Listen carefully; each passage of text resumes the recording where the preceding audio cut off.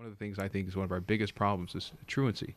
And you look at our graduation rates, they overlay almost entirely with truancy. So for instance, Kojo, if I may, Cardoza has 33% of its children who've missed 20 days or more a year, and 20 days of school year is essentially a That's month. 1/3 of the kids. Right. So Anacostia, 45% of the students have That's missed. almost half. That's right. Ballou, 46. Roosevelt, 40. Spingarn, 43. Dunbar, 36. Woodson, 31. And so when they have graduation rates that are at less than 50%, it's self-evident.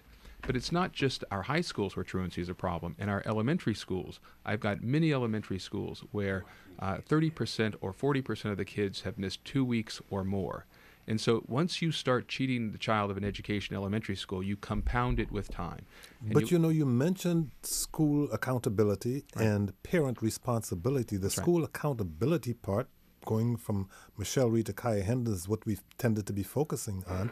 How does one focus on and get results in the area of parental responsibility? Well, on the accountability side, we have this impact evaluation system, which evaluates highly effective, minimally effective, and ineffective teachers.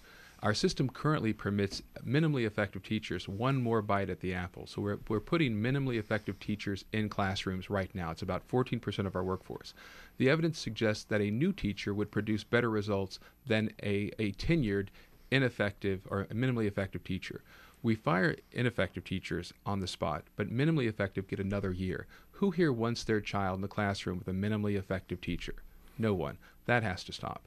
We need to look at the distribution across the city of our highly effective teachers. We need to look at our effective ones and invest in them so they can become highly effective. With respect to parents, we have a law in the books for 20 plus years that if your child has 2 unexcused absences, that is a misdemeanor in the city, minimum $100 fine, and a 5-day jail sentence. Even though more than 10% of our kids have missed more than a month of school a year last year, there were 27 cases papered out of nearly 5,000 of the most serious truant. And so, and when I've quizzed the Attorney General about why that is the case, what I received was, well, we don't believe it works. Well, that is not within your discretion, and you have no evidence to support that. And so going forward, if I could, Kojo, what I have in mind is after 10 days, a letter from the Attorney General's office to the parent informing them that they are in violation of the law and that this issue needs to be remedied because we will be considering prosecution going forward. After 20 days, I want mandatory prosecution. People say, well, are you talking about putting people in jail? No. I'm talking about mandatory community service of the parent or guardian in the hours equivalent to the hours that the child was not in school. Someone from that family needs to be in school. I'm looking at daytime curfews because we have too many kids wandering the streets and no one feels it's their responsibility to ask where these children are. Kojo, we can track